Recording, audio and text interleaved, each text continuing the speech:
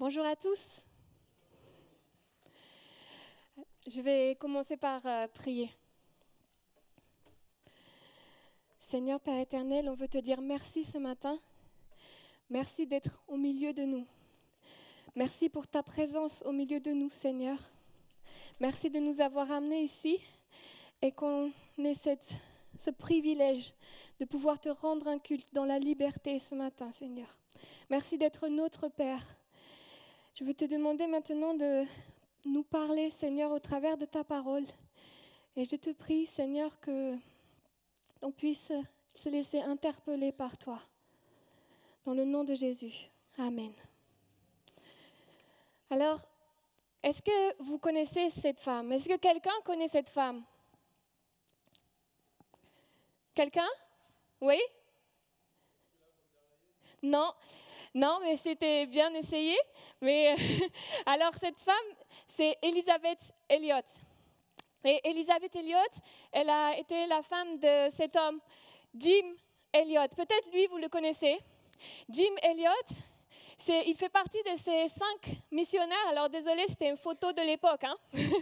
Donc, il fait partie de cette équipe de 5 missionnaires qui sont partis pour apporter la parole de Dieu à un peuple indien d'Amérique du Sud. Et donc, en fait, ces 5 missionnaires, ils avaient cette envie de partager l'amour de Dieu avec ce peuple qui ne connaissait pas Dieu. Et ils se sont dit, tous les 5, pour partir ensemble, pour partager cette bonne nouvelle. Ils sont donc partis tous les 5. Le soir, ils étaient ensemble. Ils chantaient ensemble que Dieu est leur protecteur, que Dieu est leur rocher. Et le lendemain matin, ils rencontraient ce peuple et ils étaient tués par ce peuple-là, qui les a tués à coups de lance. Alors, quand on entend ce genre d'histoire, on se demande, mais c'était quoi le plan de Dieu? Pourquoi?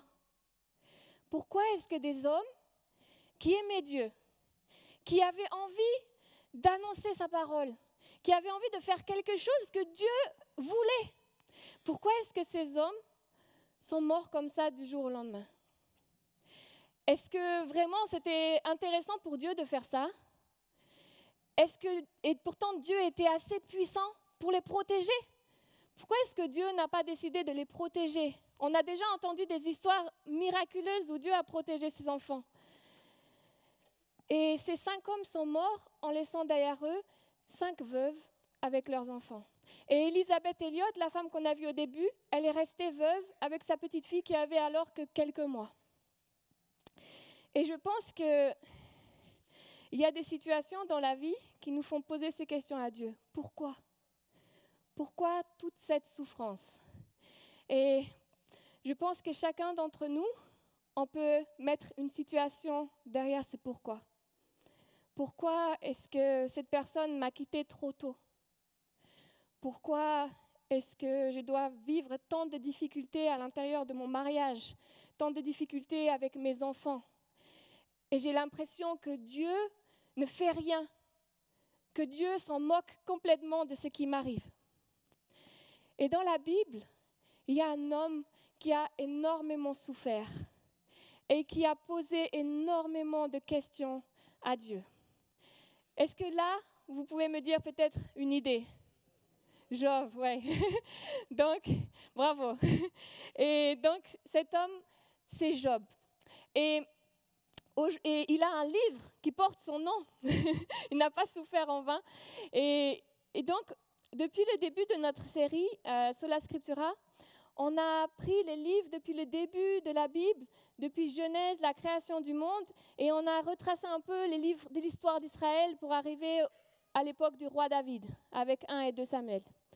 Et là, aujourd'hui, avec le livre de Job, on est dans un autre style. Job, c'est un homme qui a peut-être vécu à l'époque des patriarches, à l'époque d'Abraham, de Jacob, tout ça. Mais le livre de Job, ce n'est pas un livre historique qui raconte l'histoire du peuple d'Israël. Le livre de Job, c'est un livre qu'on appelle un livre de sagesse. Et les livres de sagesse, c'est des livres où on s'interroge sur les grandes questions de la vie humaine.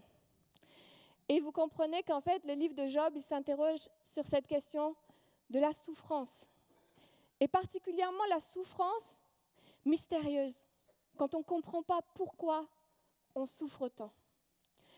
Et donc Job, ok. Et du coup, avec le livre de Job, on va se poser cette question: comment vivre cette souffrance avec Dieu? C'est la question qu'on va se poser ce matin. Comment vivre cette souffrance avec Dieu? Ces moments où on ne comprend pas ce qui se passe, ces moments où on a l'impression que Dieu nous abandonne.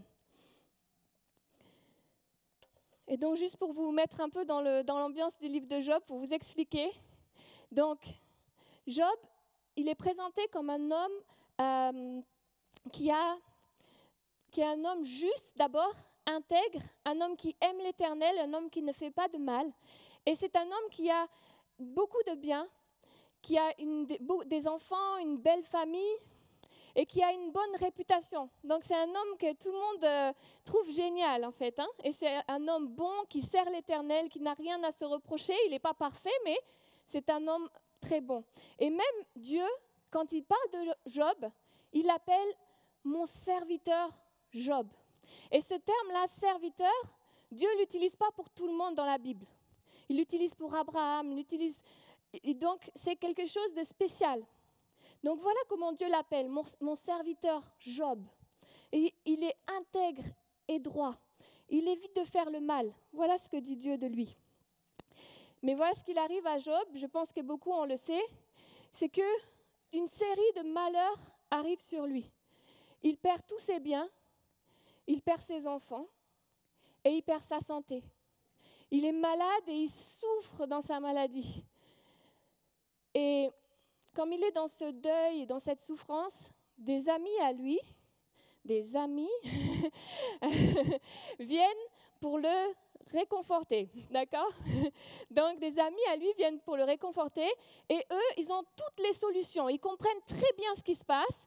Ils comprennent pourquoi Job est en train de souffrir. Ils savent ce que Job doit faire s'il veut sortir de là. Et donc Job, il n'en peut plus de ses amis.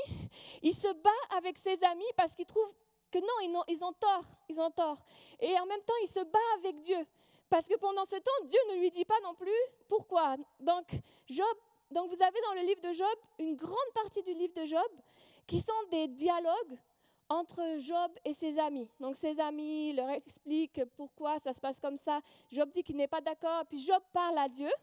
Et puis vers la fin, vous avez quelques chapitres, c'est comment Dieu répond à Job.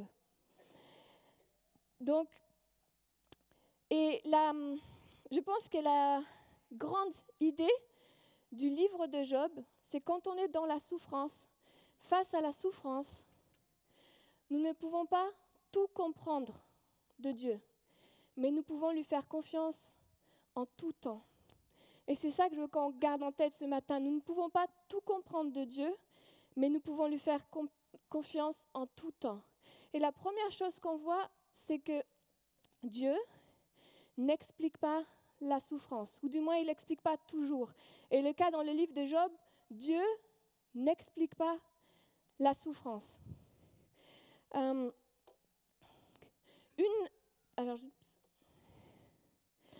En fait, une des spécificités du livre de Job, à part que c'est un livre, déjà si on est dans un moment difficile, c'est vraiment un livre sur la souffrance qui peut faire beaucoup de bien de lire, parce qu'on va voir que quelqu'un dans la Bible vit ces mêmes choses que nous. Et il exprime d'une façon très forte les sentiments qu'on ressent. Donc, je ne peux pas vous dire comme Geneviève, quand vous allez lire le livre de Job, ça va vous prendre 15 minutes, comme le livre de Ruth, parce qu'il y a 42 chapitres. Mais par contre, j'aimerais vraiment vous encourager à le lire, parce que c'est un livre magnifique. Et de toute façon, c'est dans le plan de cette année.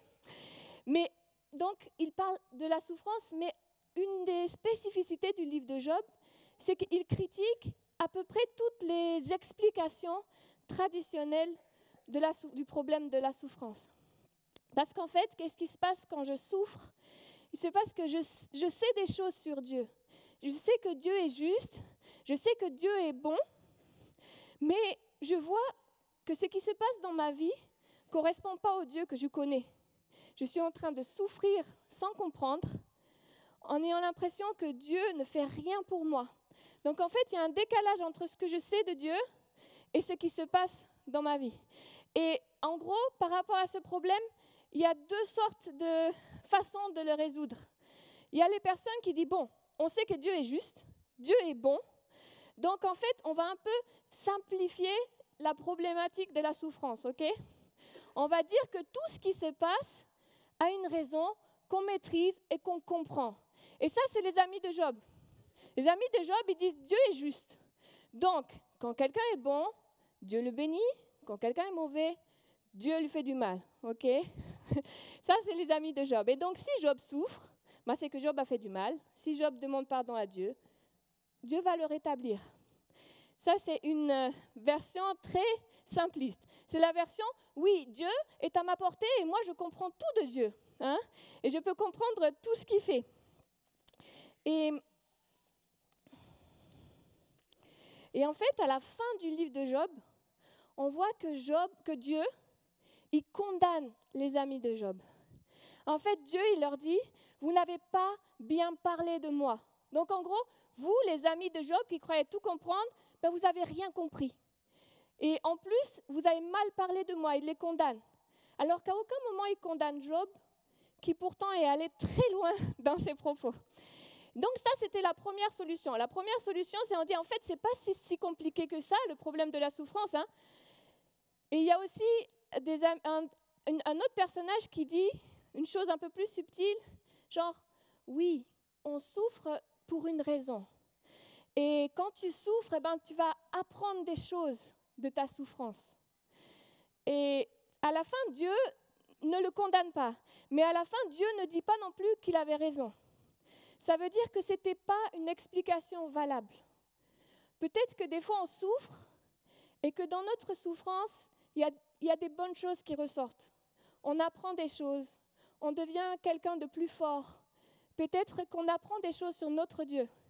Mais en tout cas, je pense que déjà, premièrement, ce n'est pas la chose à dire à quelqu'un qui est en train de souffrir. Ne t'inquiète pas, tu vas apprendre quelque chose de ce temps. Peut-être pas tout de suite.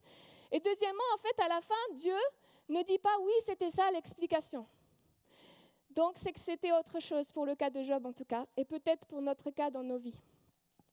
Et il y a une deuxième solution. Cette solution consiste à dire, ok, c'est vrai, il y a des choses qui se passent dans ce monde qui sont horribles.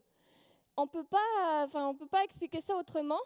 Donc, c'est forcément que soit Dieu n'est pas bon, soit Dieu n'est pas juste, soit Dieu n'existe pas. C'est vraiment un peu ça aussi, la mentalité un peu dans notre société. Comme en fait, je ne comprends pas trop ce qui se passe, pourquoi ça se passe, c'est que Dieu n'existe pas ou que Dieu n'est pas vraiment bon. Et bien sûr, le livre de Job, il rejette aussi cette conclusion-là. En fait, le livre de Job dit que Dieu est bon, même s'il permet des situations qu'on ne comprend pas, mais Dieu ne s'explique pas. Et en fait, on est dans une société où, avec un peu les progrès de la science, on arrive à expliquer toutes les choses. De plus en plus, on comprend ce qui se passe dans la nature, les phénomènes. Et du coup, on a ce sentiment, cette impression qui est fausse, que tout est à notre portée. Et que forcément, si je ne comprends pas quelque chose, c'est que cette chose n'est pas logique. Donc, si je ne comprends pas ce que Dieu fait, c'est que Dieu n'est pas logique. Et ça, c'est un postulat qui est faux. On doit l'enlever de notre tête. Si je ne comprends pas Dieu, c'est parce qu'il est Dieu. Et c'est plutôt normal, en fait. Si je le comprenais, ça ne serait pas Dieu. Et en fait, on arrive à comprendre ça. Je vais vous donner un exemple. Je ne sais pas s'il y en a qui ont des enfants ici. Ouais. Oh, il y a même un enfant avec nous. Il y en a qui sont... Si on met un enfant de 7 ans devant un exercice de mathématiques d'un enfant de terminale, ok, d'un lycéen, il y a des chances pour que l'enfant de 7 ans n'arrive pas à comprendre cet exercice-là. Et ça ne veut pas dire que cet exercice-là n'est pas logique, est faux ou n'importe quoi. Ça veut dire qu'un enfant de 7 ans, il n'a pas la capacité, l'intelligence pour comprendre un exercice de maths de terminale, sauf cas particulier. et donc, on arrive très bien à saisir cet écart qui existe entre un enfant de 7 ans et un enfant de 18 ans.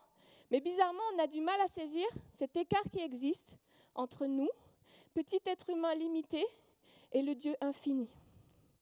Et en fait, c'est difficile parce que... Et en fait, voilà, il y a un écart beaucoup plus grand entre nous et Dieu qu'entre ces deux enfants. Et c'est difficile parce qu'accepter ça, personnellement, moi, quand j'étais pas encore chrétienne, et qu'on me disait ça, oui, tu peux pas tout comprendre à ce que fait Dieu parce que ça m'énervait. Ça m'énervait. Mais maintenant, je pense, avec le temps, on comprend, il faut cette humilité, mais c'est normal, quoi. À la fois, j'aimerais pas d'un tout petit Dieu que je peux tout comprendre, parce que ça veut dire qu'il n'est pas assez puissant pour me sauver, ni assez grand pour être loué. Et en fait, Dieu dit à Job, « Je suis Dieu, Job.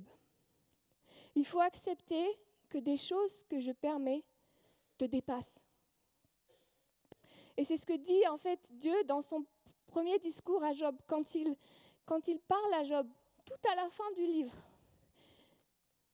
Il dit ça, « Job, où étais-tu quand je posais les fondations du monde ? Déclare-le puisque ta science est si profonde. Qui en a fixé les mesures ? Le sais-tu donc ? » Il ne veut pas être mauvais avec Job, mais il veut le remettre face à la réalité. Job, as-tu un seul jour de ta vie commandé au matin et assigné sa place à l'aube ? Es-tu parvenu jusqu'aux sources qui font jaillir les mers ? Ou t'es-tu promené dans les profondeurs de l'abîme ? Les portes de la mort ont-elles paru devant toi ? As-tu vu les accès du royaume des ombres ? As-tu embrassé du regard l'étendue de la terre ? Dis-le, si tu sais tout cela. Dieu, il remet Job à sa place. Il lui dit, « Est-ce que tu es Dieu, Job ? Moi, je suis Dieu. Et toi, tu n'es pas Dieu. »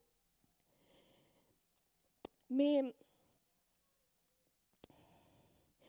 par contre, il y a deux choses qu'il faut garder une fois que j'ai dit ça, que Dieu ne s'explique pas toujours et que Dieu est Dieu. Je veux juste te dire que ça n'empêche pas le fait que c'est difficile et que quand on est dans la souffrance, on n'a pas envie d'entendre ça. Et peut-être ce matin, tu es là et vous êtes là et vous n'avez pas envie d'entendre dire « Dieu est Dieu » et puis c'est tout. Dieu n'a pas dit que ça à Job, et c'est ce qu'on va voir après. Mais la deuxième chose qui me touche dans le livre de Job, c'est que autant Dieu condamne fortement ses amis qui croyaient tout comprendre, autant Dieu ne condamne pas Job. C'est vrai, on a vu qu'il le reprend un peu avec véhémence, mais il ne le condamne pas. Parce que Dieu ne condamne pas celui qui se questionne, celui qui se bat avec lui, celui qui cherche Dieu. Parce que c'est normal.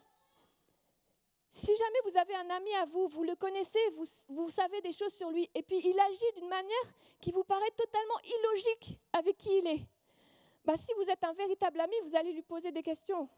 Et c'est la même chose avec Dieu. Vu qu'on connaît quelque chose de Dieu, on aime ce Dieu, et il agit d'une manière qui nous paraît illogique si on ne lui pose pas des questions, si on ne se bat pas avec lui. Est-ce que c'est véritablement la foi ? Est-ce que c'est véritablement l'amour ? Est-ce que c'est véritablement une relation ? Donc Dieu ne condamne pas celui qui se questionne, il condamne celui qui croit avoir tout compris. Mais heureusement, comme on a dit, Dieu ne dit pas seulement « je suis Dieu » et tu n'as rien à redire à ce que je fais. Il dit aussi à Job « je suis là, je suis avec toi ». Et parce que nous ne pouvons pas tout comprendre, mais nous pouvons lui faire confiance en tout temps. Dieu n'explique pas la souffrance, mais il y répond par sa présence.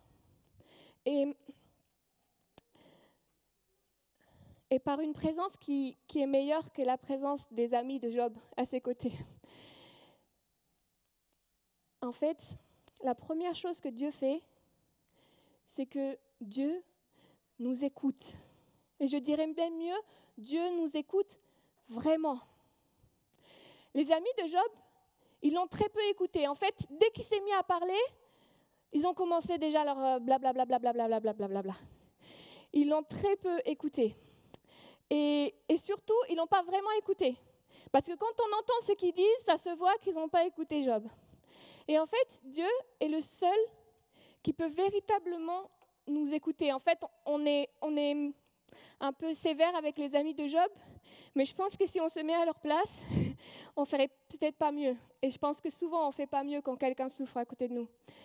Mais en fait, Dieu est le seul qui peut vraiment écouter. Parce que lui, il nous dépasse, parce que c'est un Dieu qui nous dépasse, il n'est jamais dépassé par notre souffrance. Et donc, il peut nous écouter. Quand quelqu'un souffre, il dit des choses qui sont très fortes, très violentes. Il dit, j'aimerais ne jamais être né, j'aimerais mourir. Il dit des choses qui ne sont pas théologiquement correctes. Il dit, je suis sûre que Dieu s'acharne sur moi, qu'il est mauvais avec moi, qu'il m'en veut pour quelque chose. Et là, quand on est là à côté de quelqu'un qui dit ça, c'est très dur, c'est très difficile. Mais Dieu, lui, il n'est pas dépassé. Et il peut entendre tout de notre bouche parce qu'il peut l'écouter. En fait, le fait même qu'il y a le livre de Job dans la Bible, le fait même qu'il y a des psaumes où David se lamente dans la Bible, le fait qu'il y ait des livres comme Habakkuk, comme les lamentations de Jérémie, prouve que Dieu est là pour écouter celui qui souffre et qui veut l'entendre et qui veut qu'on lui parle dans nos moments de souffrance. Et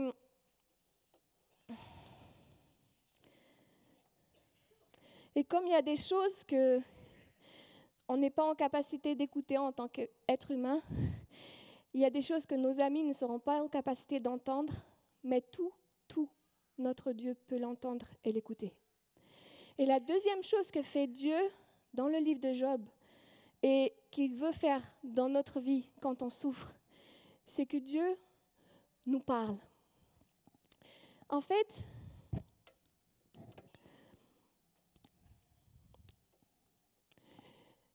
Dieu a longtemps écouté Job, ce que les amis n'ont pas fait. Il a longtemps écouté Job. Et il a peu parlé par rapport à tout ce que Job a dit. Mais le peu de mots qu'il a dit a réconforté Job comme aucun de tous les nombreux mots de ses amis. Dieu, il a peu parlé, et le moins qu'on puisse dire pour ceux d'entre nous qui avons lu le livre de Job, c'est que la réponse de Dieu, elle est inattendue.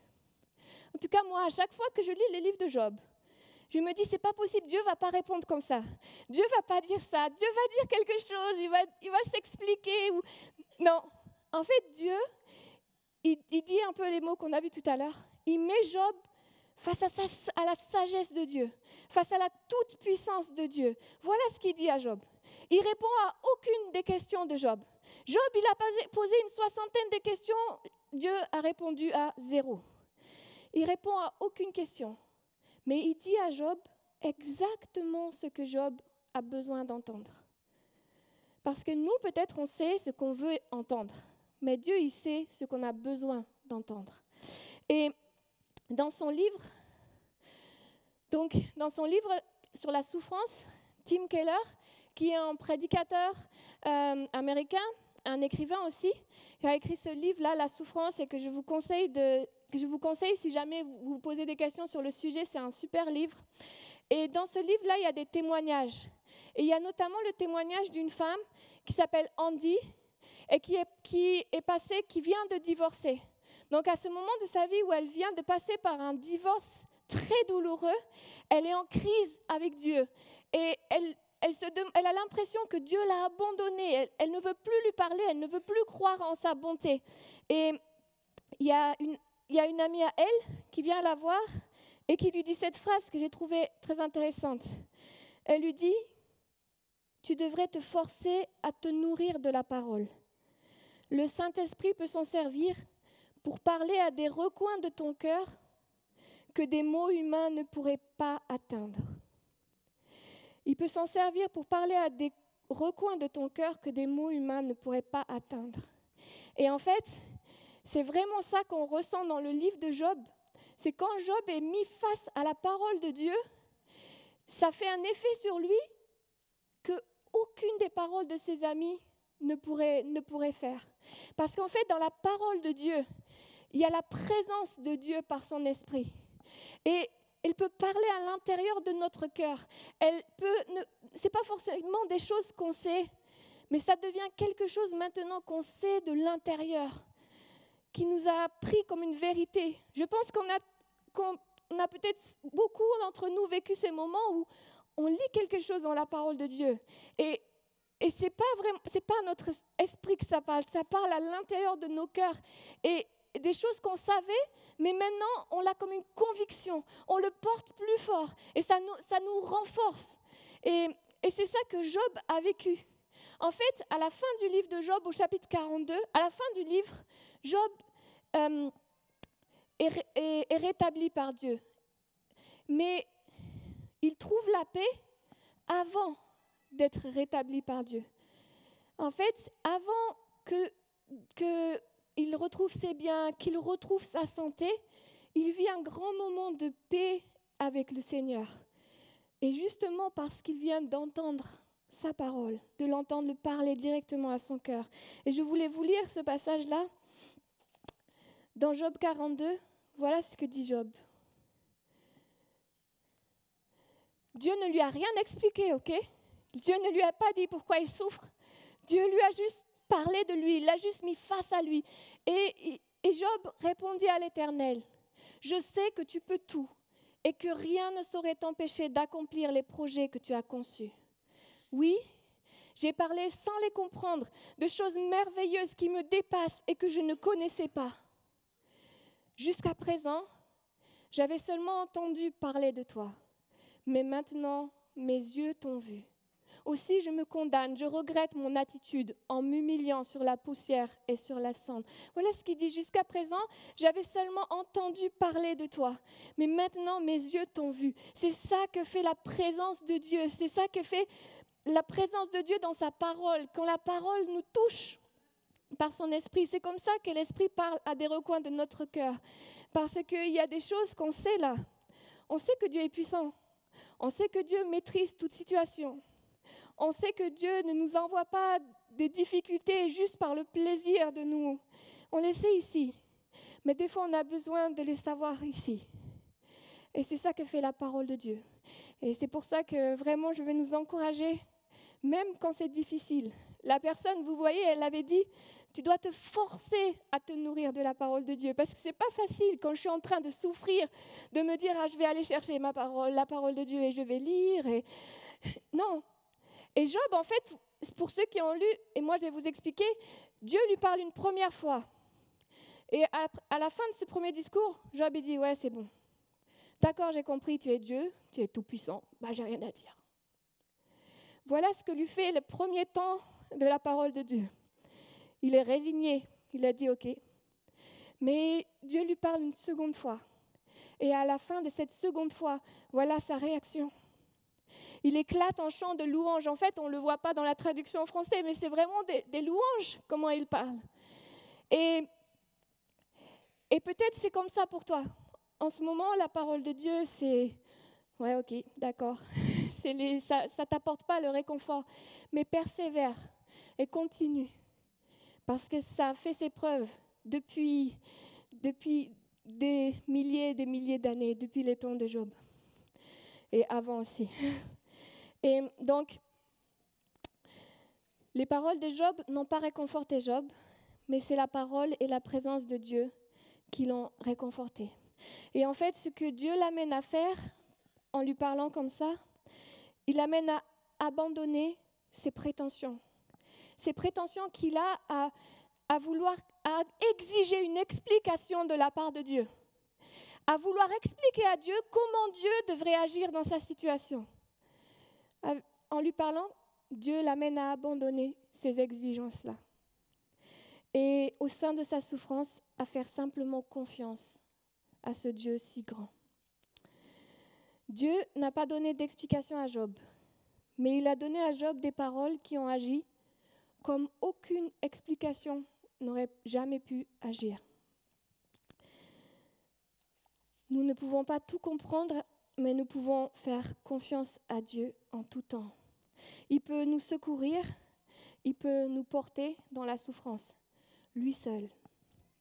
Et l'histoire de Job ne s'arrête pas là. Comme j'ai dit tout à l'heure, Dieu condamne les amis de Job. Donc, juste une mini parenthèse, vu comment Dieu condamne les amis de Job, et encore mieux, il dit à Job, Job, tu vas prier pour le rétablissement de tes amis. En gros, ils avaient vraiment tort, et toi qui t'es questionné, toi qui m'as cherché, tu avais vraiment raison de me chercher. Et donc, tu vas prier pour tes amis. Donc c'était juste pour vous dire que peut-être maintenant, quand on a quelqu'un qui souffre à côté de nous, on va essayer de tourner cette fois la langue dans sa bouche avant d'essayer de tout expliquer. Les amis de Job, ils ont beaucoup parlé, ils ont très peu écouté et ils n'ont pas du tout prié. Donc moi, je vous propose de faire exactement l'inverse, de beaucoup écouter, très peu parler et beaucoup prier pour les personnes, d'accord? Donc ça, c'était juste une petite parenthèse, si quelqu'un souffre à côté de nous. Mais si Job, on a vu que Job aussi, en dehors du fait que Dieu condamne ses amis, à la fin du livre de Job, il est restauré. Il retrouve ses biens, il récupère la santé, il a aussi d'autres enfants. Et en fait, ce n'est pas un message pour dire, puisque Job a demandé pardon, il a retrouvé ses amis. Non, pas du tout. En fait, mais c'est un message qu'il faut comprendre comme une lueur d'espoir. La fin du livre de Job, elle nous dit que la souffrance ne va pas durer toujours. Et un jour, la souffrance innocente prendra fin. Et vous connaissez ce passage de la parole de Dieu qui dit ce qui se passera à la fin des temps. Dieu, il habitera avec eux. Ils seront ses peuples et lui, Dieu, avec eux, sera leur Dieu. Il essuiera toute larme de leurs yeux. La mort ne sera plus. Et il n'y aura plus ni deuil, ni plainte, ni souffrance, car ce qui était autrefois a définitivement disparu. Voilà ce que nous dit le dernier livre de la Bible, à l'Apocalypse. Il essuiera toute larme de nos yeux. La mort ne sera plus et il n'y aura plus de souffrance. Mais nous savons que ceci est possible parce que Dieu est tout-puissant, parce qu'il nous dépasse, mais nous savons aussi ce que cette fin heureuse lui a coûté. Et il a fallu que Dieu lui-même, dans la personne de Jésus-Christ, le serviteur véritablement innocent, donne sa vie sur la croix. Il vive la souffrance de Job jusqu'au bout. Et en fait, Dieu n'explique pas la souffrance, mais il l'assume. Il l'assume sur la croix.